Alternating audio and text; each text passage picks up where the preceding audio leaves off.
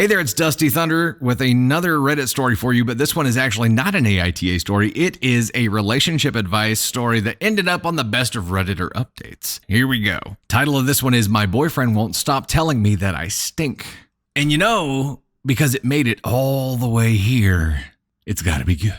I have been with my boyfriend for over a year and everything has been great except for one thing. Every single day, at least once, he will tell me that I stink and smell of BO, body odor. When we met, I showered every day, applied regular deodorant in the morning, brushed my teeth 3 times a day. Now I am so paranoid about smelling bad that I shower at least twice a day. I apply new industrial strength deodorant every few hours. I have a reminder on my phone, perfume, and I brush my teeth anytime I eat or drink something that isn't water. I feel like I'm going crazy. I didn't think that I smelled bad in the beginning, and I don't think I smell bad now, but obviously I smell bad to him, right? I'm that weirdo that keeps sneakily smelling their own armpits. I have been to the doctor and he has said that there's nothing medically wrong. It has honestly gotten to the point where I literally shove my armpit in my friends and family's faces asking if I smell bad. They all say I don't smell like BO at all. One friend even said I smelled too clean, like a Lush store. If you don't know what a Lush store is, it smells amazing. Check them out. Candy Thunder loves Lush stores. I am getting so paranoid. He won't cuddle or anything when he says I smell. I really don't know what more I can do. Update. So, unexpected edit. I waited for him to make a comment this morning so I could talk to him. It was less than an hour after waking up that he said, "God, you stink." I had already showered and put on deodorant. I snapped and asked what exactly he was smelling because at this point I'm one of the cleanest people on the planet, and if I still smell bad to him, then we should just break up.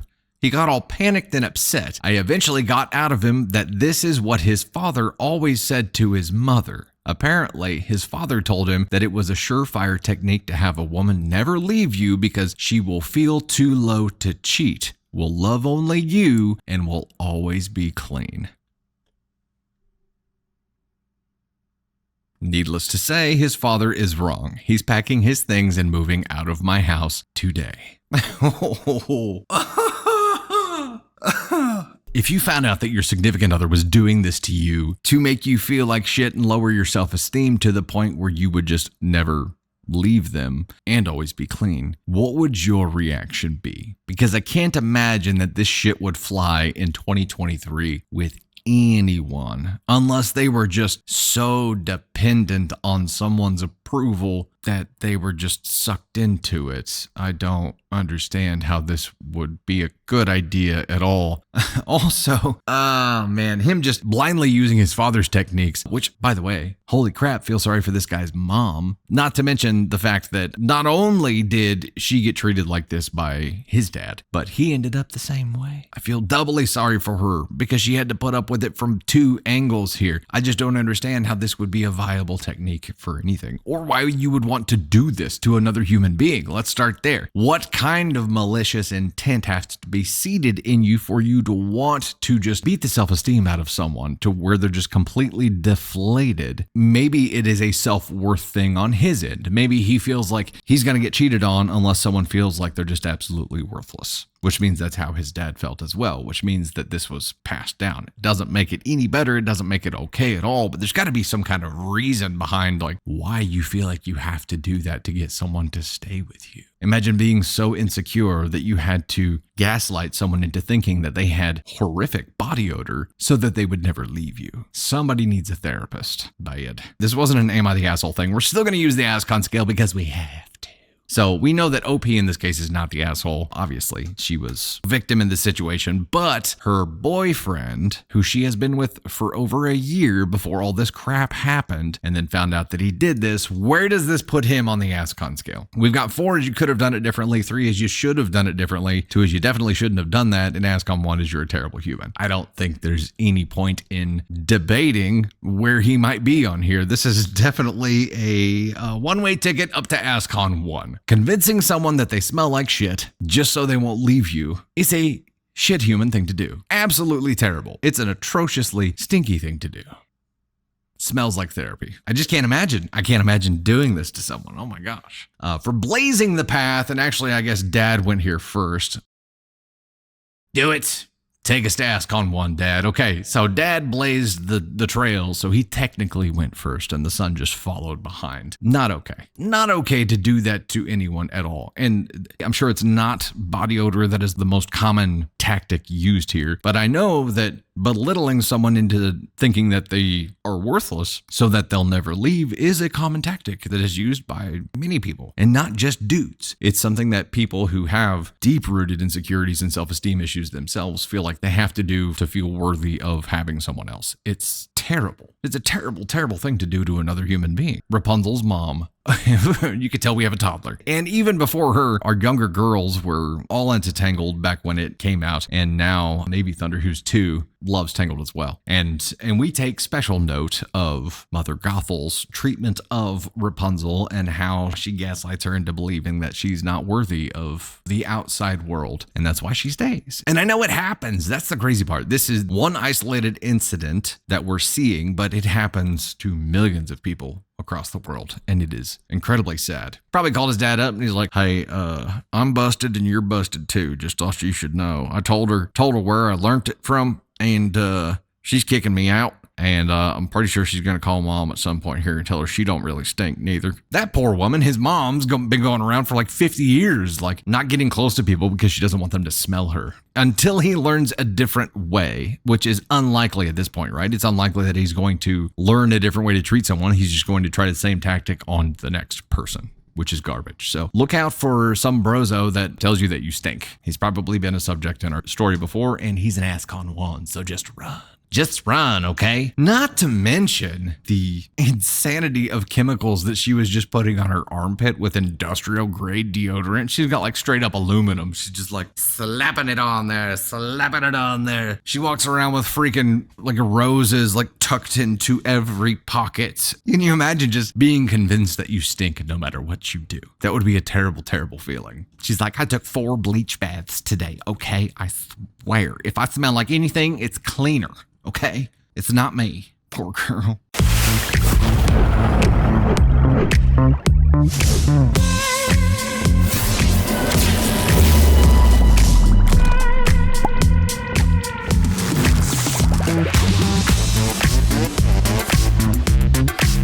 Hey there, it's Dusty Thunder again with another Reddit story for you. This one was actually reposted to Bridezilla, but started off in AITA, and it's Am I the Astronaut for refusing to pay for my brother's fiance's wedding dress that I stained? My brother's fiance, Emma, 25, and my brother, Jonathan, 27, were getting married. My brother's fiance has 2 kids, 6 and 7, and they're both boys. Emma bought a wedding dress that was very expensive and wanted to brag about it to the whole family, so she decides to display it in the middle of the kitchen where kids are horseplaying. Bad idea. Honestly, just by the sound of that, it's already a disaster. Well, everyone was socializing and drinking. I was holding a glass of wine while talking to a childhood friend when suddenly one of their kids ran into me, causing the wine to fling, and it got all over the wedding dress. Her kid got up and started to cry. Emma was furious and she cried. Everyone looked at me like it was my fault. My brother told me to leave.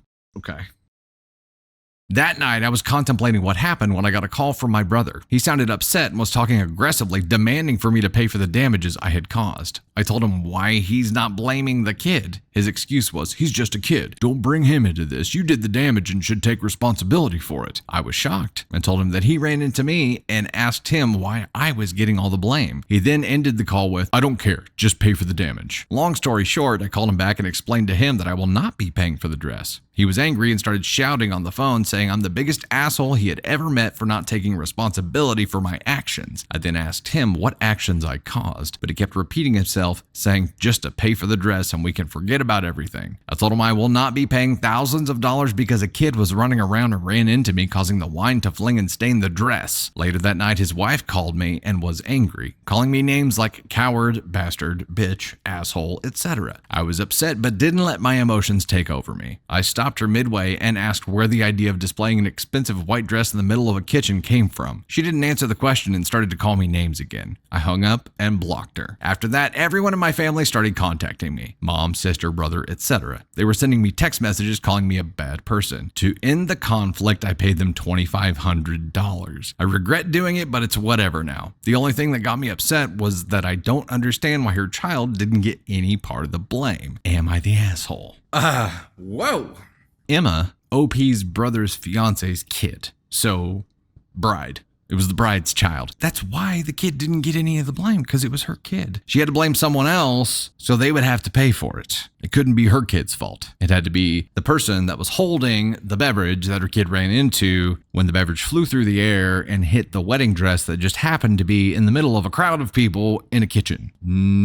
Thinking this isn't OP's fault. And putting myself in the shoes of a trial attorney, I don't think any jury would pin this on OP either. I think they would be like, well, look, it was pretty stupid to have it out in the middle of everybody. It was pretty stupid to have it out when you had beverages and stuff going around. It was pretty stupid to have it out when you had kids running around. It was a risk that was taken on the part of the bride-to-be by bringing it out into the setting. Not, hey, if everybody would like to see the dress, I have it displayed in the bedroom in the closet in a secure location. Everybody just check it out in there. Not here. Let me bring it. Let me set it on the barbecue grill. Which is pretty much the equivalent of what happened here. It was in the middle of a crowd of people, kids running around, wine. What bride-to-be wouldn't be scared shitless and be like, oh my God, I'm so scared that something's going to happen. We can't do that. We have to keep it separated. She was too excited. And then shit happened and she had to blame it on someone. So it had to be the person who owned or at least had control of the beverage that was lost whenever her kid ran into them. Who else was she going to blame it on? She had no one else in this situation to blame. So it's not surprising that she tried to blame her because she needed someone to blame other than herself and she couldn't blame her kid. So OP was the only person she could come after here. The only person. OP is definitely not an asshole here at all. And I think in OP's shoes, I would have been like, sue me. Try. Whose house was it at, by the way? I'm wanting to say that it was OP's brother and bride's house. So it was even on their premises. Like if it happened on someone else's property, maybe they could sue whoever's house that was. They still wouldn't win, but it was on their property. It was their decision to put it there. It was her kid that ran into it. Like there's so many things going on here that make OP not the asshole at all. They just needed a scapegoat. I'm doubting that OP got control of the dress for that $2,500. Also, I know nothing about what it costs to remove wine stains from a wedding dress. Is it $2,500? Or is the dress just ruined at that point and has to be replaced? Okay, let's follow this path for a second here. Either they were just trying to make a quick buck, or surely she didn't decide she didn't like the dress and wanted it paid for so she could buy another one, right? Surely. It would be a brilliant plan, though, to act like you were super excited, even though you had changed your mind. To act like you were super excited about a dress, bring it into a setting where chaos was happening and red wine was present, and then be able to blame it on someone else and keep the heat up to the point where they eventually paid you enough to get the different dress that you actually wanted. It's possible. I hope that's not what happened, but it's possible. Wowza. Okay, let's talk about brother and his fiance. Let's talk about them and see where they are on here.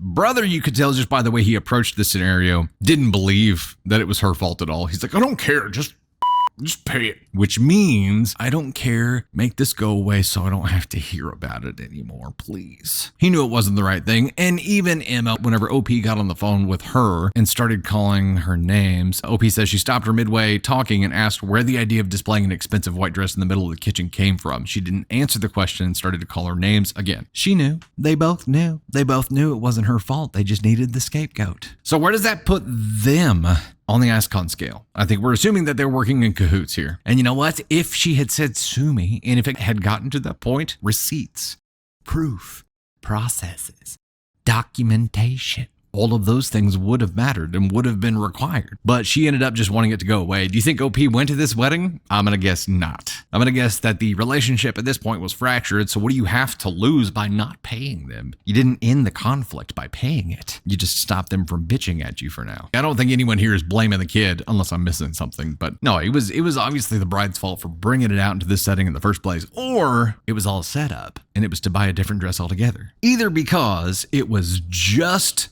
their stupid ass fault for bringing it out when they shouldn't have brought it out into a chaotic setting with a lot of risk involved, or because it was a setup. Either way, they're terrible people for it. Willing to pin this on one person. Either it was a matter of, hey, she's got money, and they targeted her with it, or they targeted her with it and it was an accident. Either way, I mean, they targeted her as the scapegoat for the accident, or they targeted her as the scapegoat for the setup. One way or another, they're terrible people. They're perfect for each other. Live happily ever after. Hey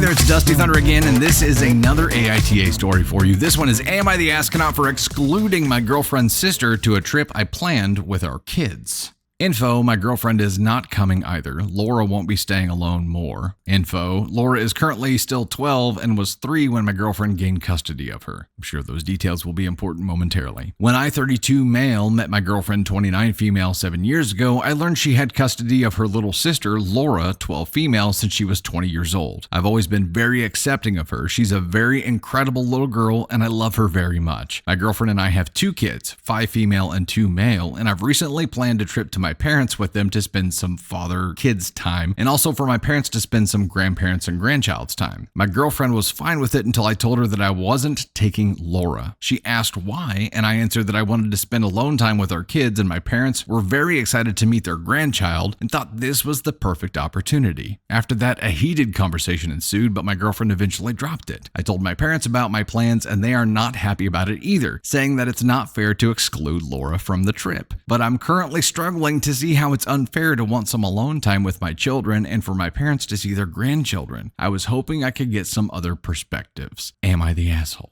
Edit, okay, you can calm down now. All caps. I'm gonna ask Laura if she wants to come, and if she does, I'll take her with me. Stop commenting. Oh. Oh, that was his edit. Okay, I've got a juicy comment from Candy Thunder here who says, this edit sends him to ascon 1 in my book. I can definitely see that. All caps, okay, you can calm down now. I'm going to ask Laura if she wants to come, and if she does, I'll take her with me. Stop commenting. So you posted this Am I the Asshole story, but you don't want people to comment. Okay, so in this scenario, Laura was essentially a daughter to his girlfriend, who was 12. His girlfriend was 20 whenever she got custody of her. She's functionally her daughter, a sister, but still treated like a daughter, right? So in this case, they have 2 kids that are 5 and 2. Laura at this time would be 20. Oh, no. She's 12 now, since his girlfriend was 29. Okay.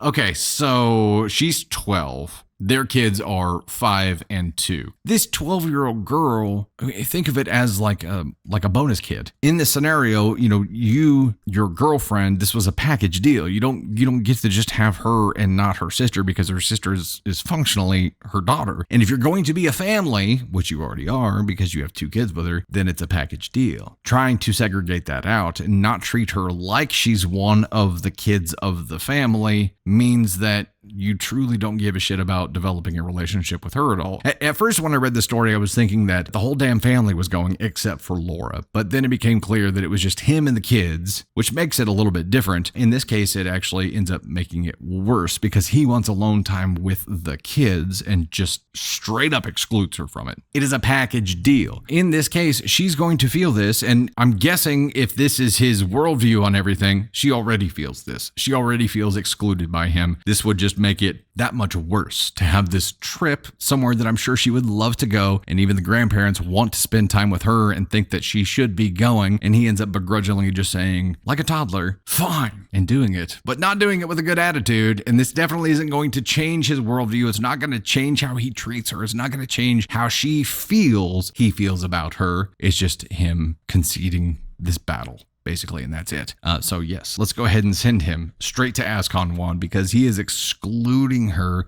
She is functionally his girlfriend's daughter. He is making her feel excluded. Even if he ends up taking her on this trip, he's going to make her feel like shit the whole time because everybody in the entire effing world knows he doesn't want her there. Maybe I'm wrong. Maybe she doesn't feel that. Maybe she doesn't pick up on that yet. I'm guessing she does, though, especially by his response. His edit, Candy Thunder tells me it's not what I say, it's the way that I say it. It's this guy's words and tone put together. He's missing every mark there is here. And it's going to be really hard to have a happy family if you've got one part of that family that you're actively excluding, and he's hung up on this sister thing. Girlfriend's got custody of her, man. Stop looking at her like your girlfriend's sister. Start looking at her as a daughter. Right now, she doesn't have a father figure in her life at all. You have the opportunity to be that for her, and you're just like, nah.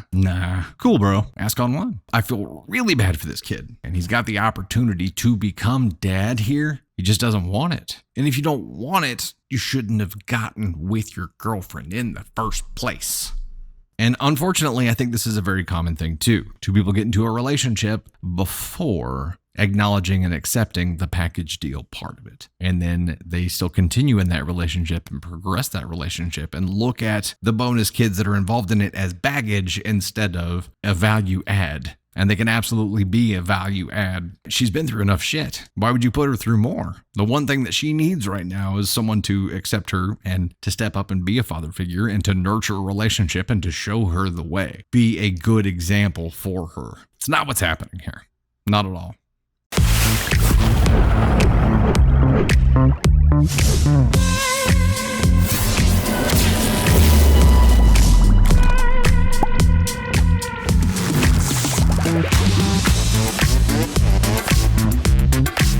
Hey there, it's Dusty Thunder with another AITA story for you. This is actually a best of Redditor update, and this one is my dog ate my neighbor's drone, and then my neighbor takes me to small claims court. Not gonna lie, I've wrecked a drone. Not sure what to do. Earlier today, my neighbor came pounding on my door, screaming obscenities and shouting at me. When I finally got him to stop yelling, I found out that he was flying his drone in my backyard again, and this time my dog finally managed to catch it and destroy it. He claims this was a $900 drone, and I had to pay him right then and there. I refused and closed the door in his face. A couple hours later, police showed up to retrieve the drone. It was still in my backyard, but my dog completely ignored it once it stopped buzzing and asked about the situation. They said the neighbor called them stating that I refused him access to my yard to get it. That's not true. He never asked. I'm worried the neighbor will try to press charges against me for destruction of property or sue me. Will he have any legal standing if this does go to court? He has a history of flying his drone low over my yard to tease my dog. I have asked him to stop several times, which he always refuses, telling me that I don't own the air above my yard. I've called the police to complain once before. He was doing flybys over my dog and getting very close to hitting him. The police didn't say he couldn't fly it in my yard, but did ask him to stop doing it in order to avoid conflict. That only seemed to egg him on. A small update to my neighbor flying his drone in my backyard and attacking my dog. I was served a summons by a sheriff's deputy. Neighbor decided to take me to small claims court over his drone. My mother-in-law is a paralegal secretary, so I was able to get a free consultation with a lawyer where she works to ask some questions about what to bring and how to prepare. He seemed genuinely amused that my neighbor was even trying to sue. He also suggested I countersue and how it could possibly add in more damages. He also told me that my neighbor and I technically live within 5 miles of an airport, and even though it doesn't have a tower, technically that falls under FAA regulations. I am very familiar with this. I called the hotline from Google and spoke to them about my neighbor's hobby of flying out of line of sight, flying several thousand feet in the air, flying near an airport, and made an inquiry into if he was registered to fly drones, saying he owned 2 very large drones. He already bought a new one. This one is almost 5 feet across. I don't know the weight of his, but it definitely is at least a few pounds. They took my information and have called me back once, so I know they're investigating but don't know anything else. Not sure if they'll tell me anything anyways. I brought both police reports to court, as well as several photos of my backyard, photos of our shared 8-foot privacy fence, medical bills for my dog, and a few short videos I had of him doing flybys over my dog in the past. His main argument to the judge was that I maliciously installed a table to allow my dog to jump high enough to catch his drone, which I somehow trained him to do, which, yes, I had recently bought a new picnic table, but only so I have somewhere to sit and eat outside. I argued that his flying was causing my dog anxiety, and that's what provoked it. And thanks to y'all's advice, that my dog could have potentially died from ingesting part of the drone, or if the drone had hit him. In the end, he now has to pay me just under $2,000 for various vet bills, x-rays, dental exams, sedation, medication, etc. He is also banned from flying over my property, and I installed trail cams front and backyards just in case. He seems pretty upset with me, so I wanted to be careful. The only thing that could make this better is if the FAA finds a reason to fine him or take away his drones. I flippin' love it.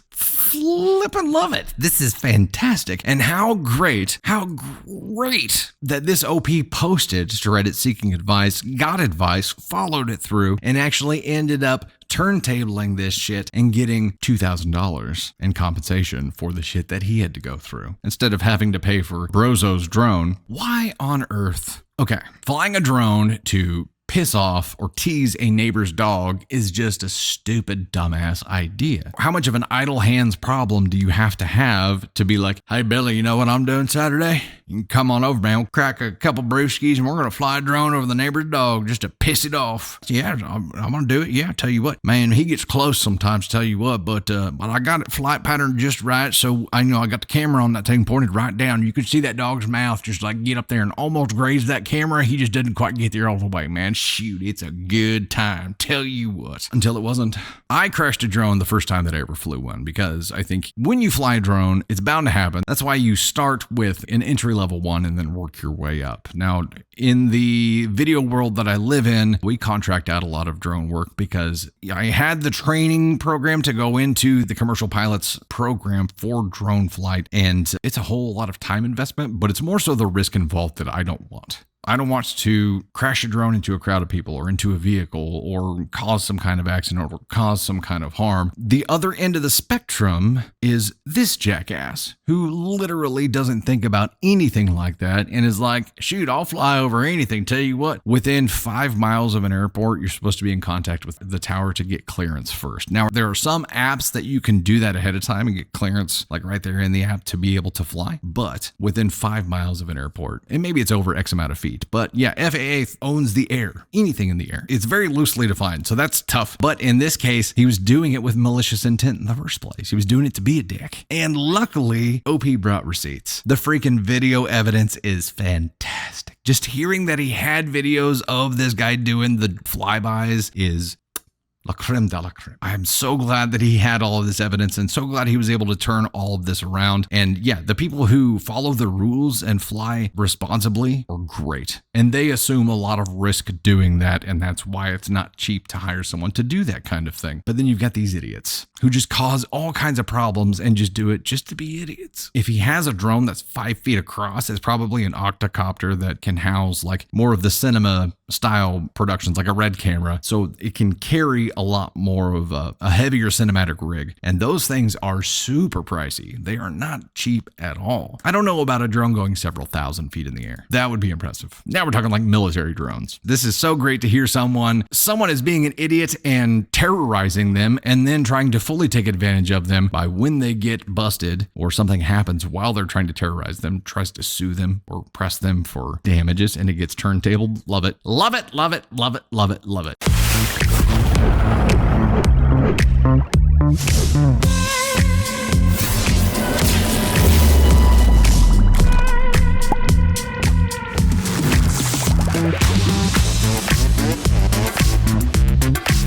Hey there, it's Dusty Thunder again with another AITA story for you. This one is, am I the astronaut for telling my mom to treat my brothers the same way she treats me? I, 22 female, have 2 brothers. For the sake of this post, I'll call them John, 18 male, and Terry, 16 male. My mom, 50 female, has always had a stronger liking towards both John and Terry. Ever since they were little, they could do no harm in her eyes. Since I was little, I would always get in trouble for everything John and Terry did. If they hurt each other, it was my fault. If they did something wrong, it was my fault, etc. My mom always raised me as a caregiver. I had to basically take care of my little brothers. I was the one cooking, cleaning, washing, and ironing their clothes, buying them stuff they needed, helping them with their homework, etc. Go ahead and red flag this for parentification. However, due to me always doing everything for them, they have become the most useless human beings on the entire planet. They are almost adults and still don't want to do their own laundry, won't help with cooking, won't clean anything that they made a mess, and are just overall grubs, leaving their dirty dishes and clothes everywhere. Last night was the last straw for me when John spilled an entire bottle of orange juice on the floor and my mom told me to clean it up. I immediately started yelling at her, saying she failed as a parent, and instead of raising her sons to pull their own weight in this house and teaching them basic life skills, she let everyone else do it for them and never taught them a thing. She instantly started laughing at me and said I was insane to think that's how life really was there and that she raised all of us equally. I then told her that I can't wait till she grows old and will end up reliant on both of them because I won't be around to help her out with anything and she can see how well she raised them. She told me that won't be happening because she doesn't want them taking care of her when she's older. I stormed off into my room and cried for a good 10 minutes before packing a bag and driving to my boyfriend's house. When I told him what happened, he said he understands why I feel the way that I do, but that I was quite harsh towards my mom and I should apologize for lashing out at her like that. My friend also says that I'm the asshole and I shouldn't speak to my mom like that. My mom has since left 2 voicemails demanding I come back home now, probably because she needs the orange juice cleaned up. Right. I'm not going home until I have calmed down and she's not as angry. So, am I the asshole? Okay, we need some age reminders here. OP is a 22-year-old female and has 2 brothers, 18 and 16. 22-year-old girl, 18-year-old boy, 16-year-old boy. And she has had to pretty much take care of them. I guess the question is this an oldest sibling thing or is this a parentification thing? We don't hear anything about dad here either. Maybe dad's not around. Maybe dad's not in the picture. Maybe mom has this leftover sense of female duty where the women should be taking care of the men, which obviously isn't right, but she's forcing it onto her family. And now, they're 22, 18, and 16, and this is just now coming to a head. So what? What in the world? That sucks. I want to say, wouldn't that be less likely coming from a mom? But then you've got the baby boy syndrome, and she's got 2 of them. She's got 2 of her beautiful bouncing baby boys.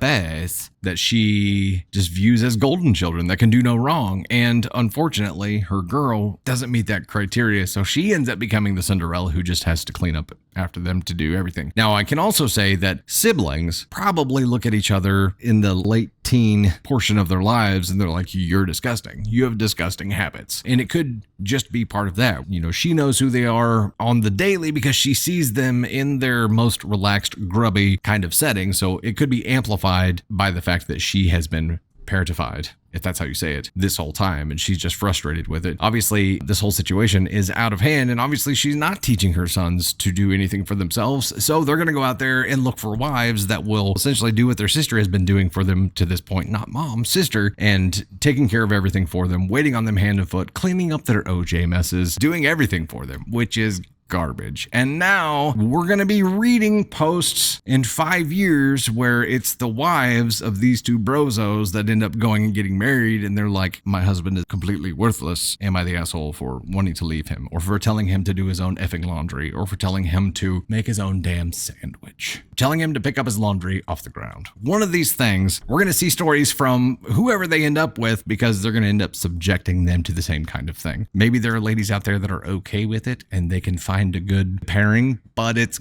garbage. It is straight garbage. And I understand. Different cultures have different views about many, many things. And a lot of it I'm just not going to understand because I didn't have that experience growing up. OP isn't okay with it though. And that should tell you something. If it is a culture thing, OP needs to get out because she has a problem with it. It's interesting. And by interesting, I mean shitty. It sucks that there are people out there who have had this culture view or this worldview ingrained in them to the point where they just hardwire it into their children as well, even to the detriment of other children. And in this case, OP, I think the smartest thing that you can do is just get the F out. Get the F away from it. It's obviously causing you a lot of pain. So create distance. You're 22. It's time. Let's talk about OP, we know, is not the asshole here for wanting to get out of this. Mom. Let's talk about mom for a second. Is this a straight to ascon one thing? Making the assumption that this is a culture thing or this is how she was brought up, even when confronted with it, denies it and says that she raised them the same. She raised them equally. Is this a straight to ascon one thing? It feels like it is. I don't feel like there's any redemption from this. But also, if this is a culturistic view that I just don't understand, then that's just something I don't understand. We may have to hedge against the ascon one a little bit because of some culture possibilities that we don't understand there. I think that's safe. It's safe if we say 2 because there's a strong possibility that there is a culture factor in this that set the precedent, which sucks. It doesn't make it okay, but really want to hit ascon 1 because it is a terrible thing to do. If she's repeating the patterns of her forefathers or foremothers, is that a thing? Then it's culture. When confronted with it, instead of saying that she raised them all the same, she likely would have said, no, in our culture, girls are supposed to do this, boys are supposed to do this. And she didn't say that. So we maybe ascon one on this. I just have a feeling that there's something that prevents us from getting to one. I don't know though. Okay, screw it. Let's do it. We're not going to play it safe on this. We're going to go with the gut. And the gut is, this is a terrible human thing to do. Even if it was a cultural thing, the consensus is that she would have brought that up and said that in our culture, women do this, men do this. But that's not what she said. She said that she raised them all equally, when that clearly wasn't the case. There was a lot of parentification going on here. And also, it seems like this was largely a gender thing, where she wants the golden boys to be waited on hand and foot. And Cinderella here gets to just do all the dirty work. And even at 22, when one of them, who is 18 or 16, spills the effing OJ, mom still tells the 22-year-old Cinderella to clean it up. We're at ascon 1.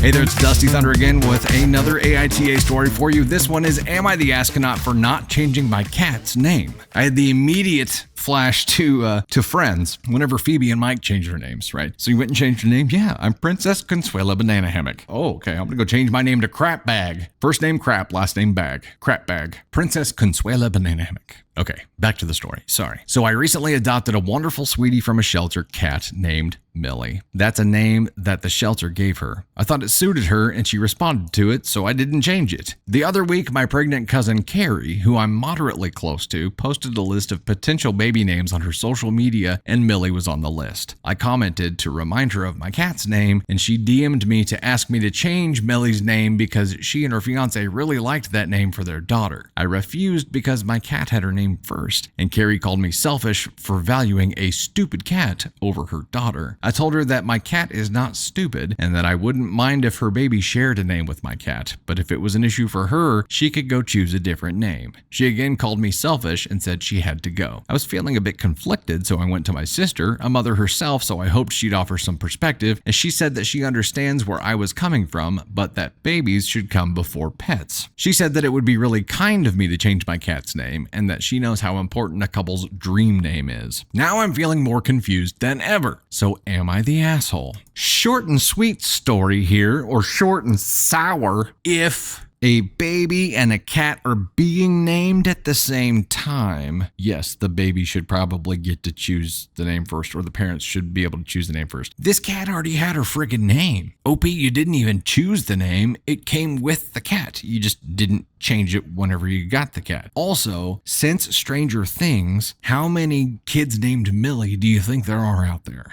A lot. Tell them it's a sign from the upside down that they should choose a different name. If they can't handle a cat that's moderately connected to their life somehow, having the same name as their kid, they're not going to like it when their kid gets to school and there are 37 other Millies. So take it as a sign. Also, it's a them problem. If they can't handle the cat having that name as well. The cat that this kid's probably never going to see, they're never going to hear about, just that it exists out there somewhere with the name, that's what they can't handle, get over it. It's a you problem. What are they afraid? The cat's going to start getting her mail someday? I don't get it. Now, when it comes to dream names, I mean, you obviously have to have some alternates ready for things like this that are going to happen, that are just hard passes, right? So if somebody else that you're connected with has a baby and they end up naming their kid the exact same name, obviously that strikes one off your list. I don't know that it matters even that much, but it's one of those things that people will just move on to the next one. But that's why it's good to have a list of names there. Also, why is Carrie posting a list of potential baby names on social? Normally that's something parents play pretty close to the chest, isn't it? Posting your potential list of baby names out there? That seems dangerous, Why would you do that? I mean, if it's a really good list of names, it's going to get snatched up. All of this sounds like a them problem. I'm going with NTA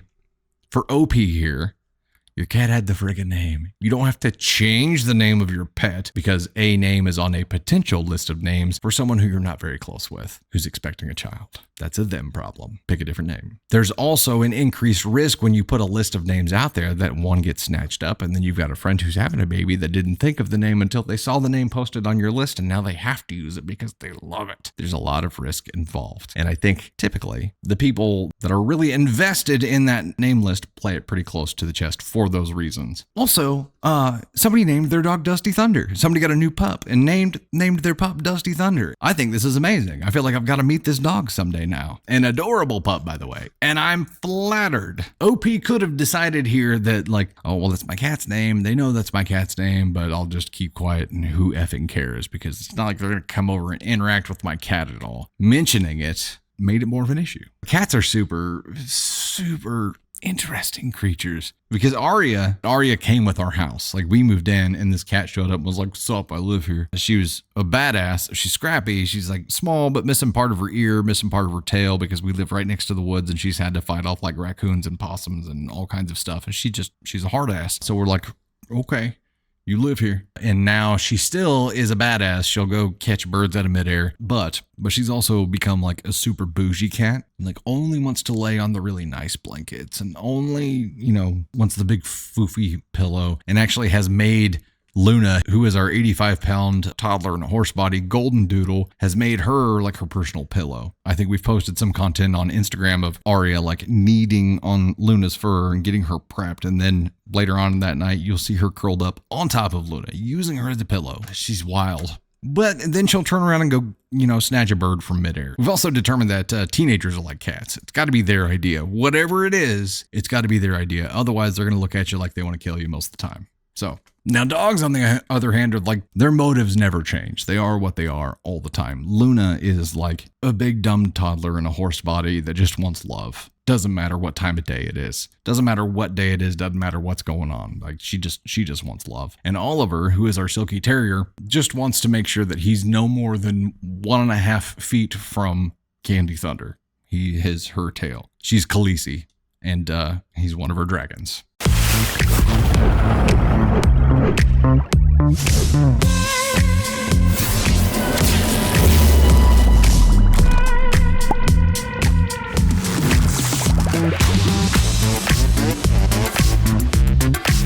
Hey there, it's Dusty Thunder with another Reddit story for you. As you can see, I'm sitting down, which means we've got another long story. Very likely to be busted up into at least 2 parts, so buckle up, pop some popcorn, make yourself a Java or whatever it is you like to enjoy, and let's do this. Title of this one is "My Best Friend's Divorce is Causing Issues in My Marriage," and is a Best of Redditor Updates post, so you know it's going to be juicy. My 40 female best friend, 38 female, is going through a divorce with her husband, 44 male. We'll call them Alice and Ken. My husband, 37 male, and I have been together for 10 years and have always been close with Ken and Alice. Alice and I have been friends since long before we met either of our partners. My husband and Ken have become good friends over the years, and they hang out, just the two of them, semi-frequently. About a month ago, Ken told Alice he wants a divorce. She told me for the last 6 months they've been having issues. According to her, the problems stem from Ken's issues with her job. 3 years ago, she accepted a promotion at her company. The promotion required her to travel 3 to 4 months out of the year, and she works a lot, even when she isn't on assignment. This promotion required her to travel 3 to 4 months out of the year, and she works a lot even when she isn't on assignment. She's always been insanely ambitious and successful. I think it's important to note that Ken works full-time as a tradesman. He works out of his shop, metalwork, on their property, and stays pretty busy. She makes more than he does, but I wouldn't call her the breadwinner. Alice has a daughter, 12 female, from a previous relationship. Bio dad isn't in the picture, and Ken has been her dad since she was 4. According to her, Ken has been asking her to either take a position that requires less hours and responsibility or find a new job that doesn't require any travel. She's been telling him she will, but has been putting it off, thinking he'd drop it eventually. This has been going on for a while. She didn't tell me how long exactly. It all came to a head when she extended a business trip while on the trip and forgot about a family vacation they had planned for when she got back. She didn't consult him about extending her business trip before agreeing to it. She apologized and promised to make it up to him and their daughter. She said she didn't have a choice when it came to extending the business trip. Whether that's true or not, I have no idea. Ken was upset but didn't blow up.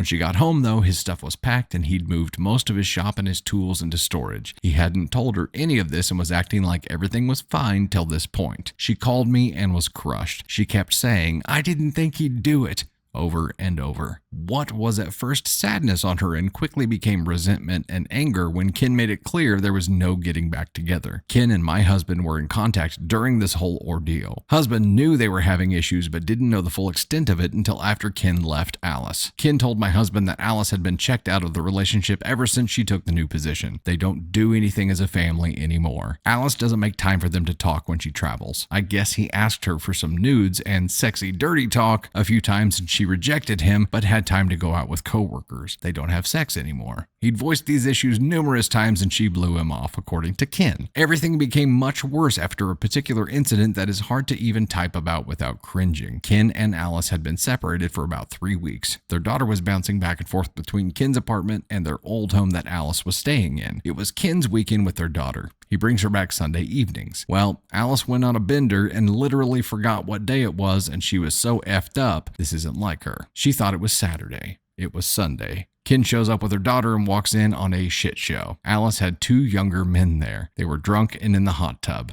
They weren't in the act, but it was clear what was going on. She started freaking out, calling Ken names, screaming that it wasn't Sunday yet. Ken kept their daughter in his truck so she didn't see the worst of it. They left. The next day, she had no idea what had happened. She had texted Ken horrible things while she was effed up. I only saw them because Ken sent my husband screenshots. I won't say word for word what they said, but it was really personal shit. Since this, Ken is going nuclear. He wants the house. He wants custody. He adopted their daughter long ago. He wants child support. He's taking her to the cleaners, as they say. I know this isn't Alice. She's going through shit. She needs friends right now, and I'm literally all she has. Her own daughter would rather stay with Ken. I'm not going to cut my best friend out over this. The issue? My husband wants me to cut her out. He said some really terrible things about her. He's called her a shitty mother. I know she loves her daughter. He's also called her a self-absorbed effing bee. He says he doesn't want me getting sucked into her drama and behavior. While I insist she'll turn around and just needs help right now, he shuts it down, saying this is who she really is, and he doesn't know why I want to associate with people like her. I know a lot of this is just shit Ken has told him, and he's defending his buddy. I'm not excusing her behavior, but I think it's unreasonable for him to want me to cut my best friend out. She asked me to go out with her a few times, and I went once without telling my husband because I knew what he'd say. I just wanted to talk to her in person. After I told him we met up, he went ballistic and repeated that if I don't cut her out, we'll have issues too. Any advice navigating this would be appreciated. Edit. I made this post on lunch break. On mobile now, the responses are overwhelming and eye-opening. I've seen recurring sentiment that I haven't said anything positive about Alice. I reread my post and realized you are correct. So I'll just say this. She wasn't always this way, and her behavior, drinking excessively, shrugging off family, work obsessed, is relatively new. She used to be a good mother. We used to have fun family outings. Her and Ken were happy. When she took the promotion, all of that changed gradually until this shit show happened. Maybe I'm blinded to her behavior now because I know once upon a time she wasn't this person. I plan on talking to her tonight and having an intervention, and I will let my husband know. Thank you for your responses, the good and the bad. Update. Me, 40 female, my husband 37 male, married 10 years. My best friend Alice, 38 female, and her husband Ken, 44 male, married roughly 8 years. This is not a happy update. Alice and I made plans to get together on Saturday morning. I was going to get us coffee and help her with a few things around her house before she left for a business trip Monday. My intention was to tell her that we, her family and mine, are worried about her and we all want to see her happy, but her behavior was worrying us. I was hoping we'd have a heart-to-heart. I was hoping I'd see my friend again. I was hoping she'd agree to see a therapist. I was hoping she'd take a step in the right direction. None of that happened. She was combative from the second I showed up at her place, almost like she knew what my intentions were before I even said anything. When I told her I was worried about her, she said that she was fine and has just been blowing off some steam and having some fun. She said she works hard and can do whatever she wants now that Ken left her. She talked about how ungrateful Ken was over the years for all of her hard work and everything she's paid for and done for him. It made me cringe, but I bit my tongue. For the record, Ken is a hardworking guy who didn't need her money. He was the breadwinner when they first got together. She makes quite a bit more than him now, but in no way was he dependent on her. Some of you pointed out that it was likely Alice was cheating on Ken. I asked her and she got extremely defensive. She gave me the whole, "I can't believe you'd even ask me that" attitude. I reminded her about the hot tub incident and the optics of it all. She blew it off and swore she'd never cheated.